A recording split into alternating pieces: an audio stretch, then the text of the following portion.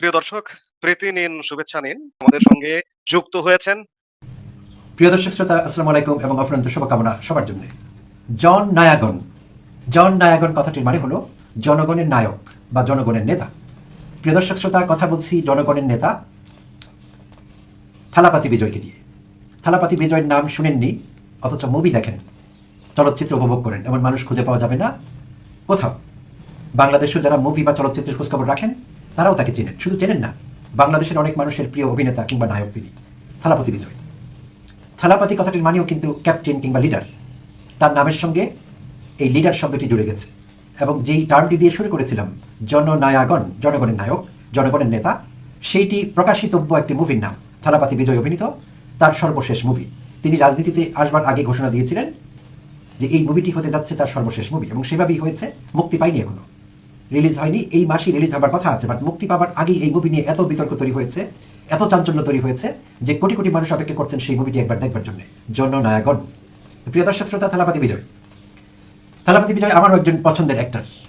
তাকে আমি পছন্দ করি, তার অনেক মুভি আমি দেখেছি। আপনারাও যারা চলচ্চিত্র লাভার বা মুভি লাভার্স, আপনারাও তার চলচ্চিত্র দেখেছেন, উপভোগ করেছেন। বিশেষভাবে তার কিছু মুভির নাম নিতেই হয় আলোচনায় গভীরে যাবার আগে। তার অভিনীত মুভিগুলোর মধ্যে অন্যতম প্রধান যে মুভিগুলো, যেগুলো হাইয়েস্ট গ্রসিং মুভি, বক্স অফিসে অনেক উপার্জন করেছে, IMDb রেটিংয়ে অনেক এগিয়ে আছে, এমন কিছু মুভির মধ্যে অন্যতম হলো মাস্টার, সরকার, কাথি, থেরি, অল্প কয়েকটি নাম নিলাম। তো প্রত্যেকটি মুভিতে সামাজিক বার্তা আছে, কোনো কোনোটিতে রাজনৈতিক বার্তা, কোথাও কোথাও শিক্ষা নিয়ে কথা বলা হয়েছে, কোথাও কোথাও মানবাধিকার নিয়ে কথা বলা হয়েছে, অর্থাৎ বার্তা বহন করছে তার প্রত্যেকটি মুভি। তো থালাপাতি বিজয় অনেক বছর থেকে মুভি করছেন, অন্তত 2 যুগের বেশি তো বটেই। তো এই দীর্ঘ সময়ে তার শেষের দিকের মুভিগুলো, বিশেষভাবে গত 1 দশকের মুভিগুলোর মধ্যে সামাজিক বার্তা পাওয়া যাচ্ছে, গভীর সামাজিক বার্তা। আর তখনই অনেকে ধারণা করছিলেন যে ভবিষ্যতে হয়তো তার রাজনীতিতে জড়িয়ে পড়বার সম্ভাবনা আছে। প্রিয় দর্শক শ্রোতা, দক্ষিণ ভারতে এরকম আরও অনেকেই রাজনীতিতে সফল হয়েছিলেন, অভিনেতা অভিনেত্রীরা। জয়ললিতার কথা যদি বলি, এবং তামিলনাড়ু থেকেই রামচন্দ্রন, তারা কিন্তু প্রখ্যাত অভিনেতা অভিনেত্রী ছিলেন এবং রাজনীতিতেও বেশ সফল হয়েছিলেন।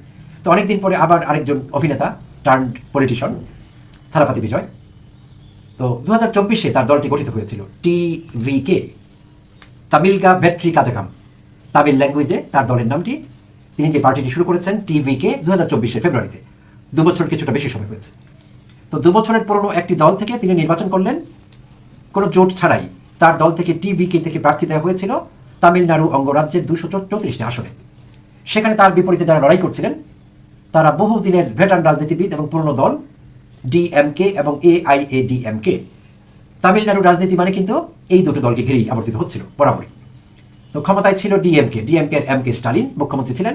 দ্বিতীয় দফায় তার মুখ্যমন্ত্রী হওয়ার সম্ভাবনা তিনি দেখছিলেন, বাট থালাপাতি বিজয় সব কিছু তছনছ করে দিয়েছে। তো থালাপাতি বিজয়কে নিয়ে কথা বলছি শুধু তামিলনাড়ুর রাজনীতি ব্যাখ্যা করবার জন্য না, প্রিয় দর্শক শ্রোতা, বিশেষ কারণে বলছি এবং সেটি আস্তে আস্তে খোলাসা করছি। তো ভারতে অনেক অভিনেতা অভিনেত্রী রাজনীতিতে জড়িত হয়েছিলেন, তারা সফলতা পেয়েছেন অনেকে, এবং কারো কারো সফলতা স্বল্পস্থায়ী, তারা রাজনীতিতে স্থিত হতে পারেননি, অর্থাৎ রাজনীতিকে মনে প্রাণে নেননি আসলে। কিন্তু থালাপাতি বিজয়ের বিষয়টি একেবারে ভিন্ন। বেশ কিছুদিন থেকে তিনি চলচ্চিত্র থেকে নিজেকে সরিয়ে রাখছিলেন এবং আটঘাট বেঁধেই নেমেছিলেন ঘোষণা দিয়ে যে, এবং সেই মুভিটির কথা বলছিলাম জননায়গন, সেই মুভিটি তার শেষ মুভি, এই ঘোষণা তিনি আগিয়ে দিয়েছিলেন। অর্থাৎ একজন পুরাদস্তুর রাজনীতিবিদ হিসেবে মাঠে ছিলেন থালাপাতি বিজয়। তো প্রিয় দর্শক শ্রোতা, এখানে যা ঘটল, গত 23 এপ্রিল নির্বাচনটি হয়েছে, তামিলনাড়ুর বিধানসভা নির্বাচন, পশ্চিমবাংলায় যেমনটি হয়েছে। তো সেখানে 234টি আসন, 234টি আসনের মধ্যে বিজয়ের নতুন দল, একেবারে নিউয়েস্ট বলতে গেলে TVK, 108টি আসনে বিজয়ী হয়েছে আসলে। তো বিজয় নিজে 2টো আসন থেকে বিজয়ী হয়েছেন, তো ধরতে হবে আসলে 107টি আসন, কারণ একটি তো ছেড়ে দিতে হবে। তো 107টি কিংবা 8টি আসনে বিজয়ী হয়েছিল বিজয়ের দল, আর বৃহত্তম রাজনৈতিক শক্তি হিসাবে এভাবে আবির্ভূত হয়। বাট তারপরও কিন্তু সরকার গঠনের নিশ্চয়তা পাওয়া যায়নি, নানা টানাপোড়েন চলছিল প্রায় 4 দিন ধরে, 5 দিন ধরে। বিজয়ের দল সরকার গঠন করতে পারবে কিনা, নাকি DMK তাদের জোট সঙ্গীদের নিয়ে আবারও সরকারে আসবে, মুখ্যমন্ত্রী স্টালিন আবার হবেন, বেশ ধোঁয়াশা তৈরি হয়েছিল TVK সরকার গঠন নিয়ে। তো দড়ি টানাটানি চলছিল দোস্তের মতো সবগুলো দলের মধ্যে। আর সেখানে অবশেষে কংগ্রেস 5টি আসন নিয়ে TVK পক্ষে দাঁড়ায়, অর্থাৎ সমর্থন ব্যক্ত করে। আর বাম দলগুলো 4টি আসন অফার করে বিজয়ের দলকে, VCK 2টো আসন এবং ইন্ডিয়ান ইউনিয়ন মুসলিম লীগ 2টো আসন। এই মিলিয়ে বিজয় থালাপাতি দলের দরকার ছিল আসলে 118টি আসন সরকার গঠন করবার জন্য। 234 সিটের মধ্যে 118টি আসন হলে সেটা নিশ্চিত হয়। তো শেষে গিয়ে দাঁড়ালো আসন সংখ্যা 120-এ। বাট 3 দিন 4 দিন ধরে দড়ি টানাটানি চলছিল।